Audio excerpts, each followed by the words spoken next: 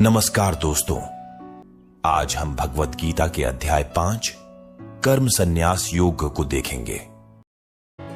ज्ञानेन तु तदज्ञानन येषां नाशितमात्मन तेषामादित्य वज्ञानम प्रकाशयति तत्परम।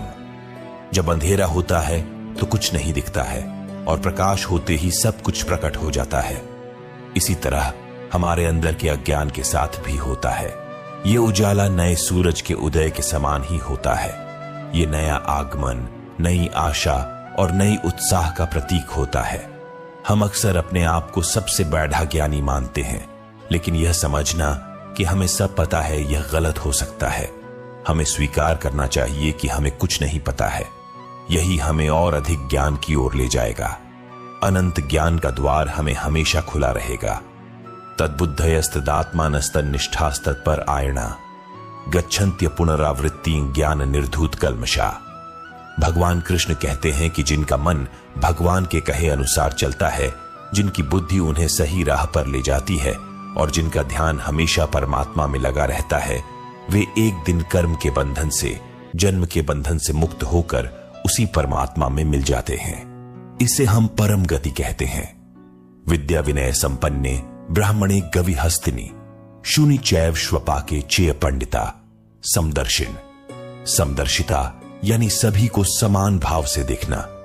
जो व्यक्ति पंडित और चांडाल को, गाय और कुत्ते को, गाय या हाथी को एक ही भाव से देख सकता है, उसे ही खुद को ज्ञानी कहा जा सकता है।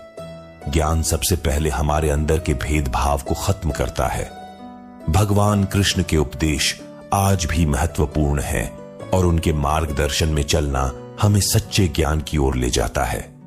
समदर्शिता की भावना और समानता का महत्व अज्ञान और अहंकार को परास्त करने में है।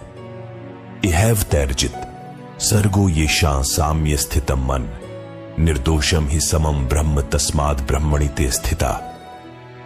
कृष्ण कहते हैं कि जो व्यक्ति अपने मन को शांत, संतुलित और समर्पित बनाता है, वह इस दुनिया को जीत लेता है। हम अक्सर इस दुनियाई मान्यताओं में पैसे, शोहरत और सम्मान को जीत मानते हैं, लेकिन कृष्ण इस दृष्टिकोण को सत्यापित करते हैं।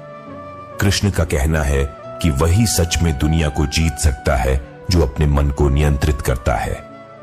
मन को जीतने से ही समस्त संभावनाएं खुलती हैं। पैसा उस काम का नहीं है जो आपके मन में लोगों के प्रति भेदभाव को मिटा सके। इसलिए संभाव ही ब्रह्म की स्थिति है। न प्रहृष्येत प्रियम प्राप्य नोद्विजेत प्राप्य च प्रियम स्थिर बुद्धिर सम्मूढ़ो ब्रह्मविद ब्रह्मणि स्थित।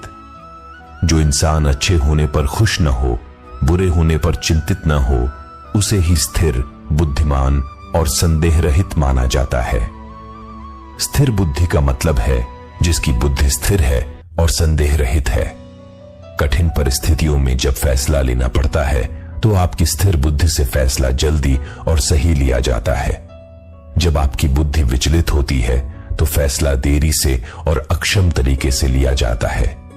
बिना संशय के अर्थात डाउट के अगर मन स्थिर है तो आप निश्चित रूप से अपने लक्ष्य की ओर बढ़ सकते हैं।